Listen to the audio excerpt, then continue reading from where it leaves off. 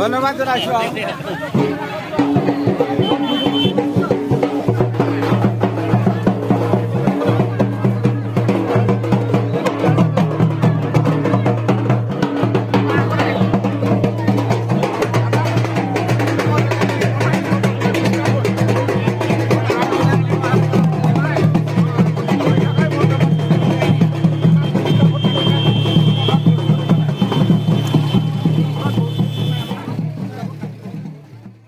গহপুৰৰ পৌৰসভা নিৰ্বাচন আমি এটা সিটত আমাৰ লছ হৈছে, নিৰ্দলীয় পাৰ্টি জয়যুক্ত হৈছে আৰু সেই জয়যুক্ত তেওঁকো মই শুভেচ্ছা জনাইছোঁ, নিৰ্দলীয় প্ৰাৰ্থীগৰাকীকো, আৰু মোৰ নিজৰ কেইগৰাকীকতো মই দিছোঁৱেই।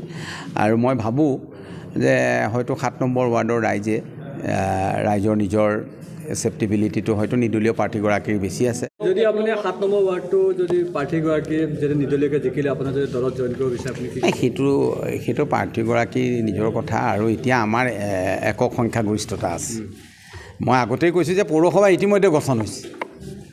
পৌৰসভা যিদিনাই আমাৰ তিনিটা ৱাৰ্ড আনকণ্টেষ্ট হৈছে সেইদিনাখনেই পৌৰসভা গঠন হৈছে বুলি মই ৰাইজক কৈছিলোঁ। এটা কথা আপোনালোকে আৰু এটা কথা দেখা পোৱা গৈছে যে আপোনালোকে কিন্তু এইবাৰ যথেষ্টখিনি কষ্ট কৰিবলগীয়া আছে, যিহেতু 1 নম্বৰ ৱাৰ্ডটোতো আপোনালোকৰ মাৰ্জিন খুব কম, ঠিক তেনেকৈ 7 নম্বৰ ৱাৰ্ডটো পৰাজিত হৈছে।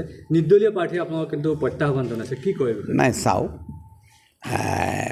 নিৰ্বাচন মানে প্ৰত্যাহ্বান, ডোণ্ট টেক ইট ইজিলি, মানে কোনেও নিৰ্বাচনটো ইজিলি ল'ব নালাগে। আৰু যোনে ইজিলি লয় তেওঁৰে পৰাজয়ৰ সম্ভাৱনাটো বেছি থাকে।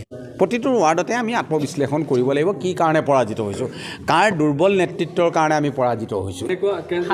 এইবাৰ আচলতে চেয়াৰমেনৰ কথালৈ আহোঁ, পুৰুষ হ'ব নে মহিলা হ'ব, এইটো দলে সিদ্ধান্ত ল'ব।